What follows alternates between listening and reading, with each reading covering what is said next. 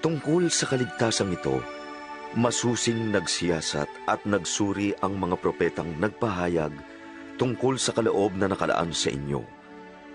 Sinuri nila kung kailan at paano ito mangyayari. Ang panahong ito ang tinutukoy ng Espiritu ni Kristo na nasa kanila nang unang ipahayag nito ang hirap na titiisin ni Kristo at ang karangalang tatamuhin niya. Nang kanilang ipahayag ang mga katotohanan ito, ipinaunawa sa kanila ng Diyos na ang ginagawa nila ay para sa inyo at hindi para sa kanila.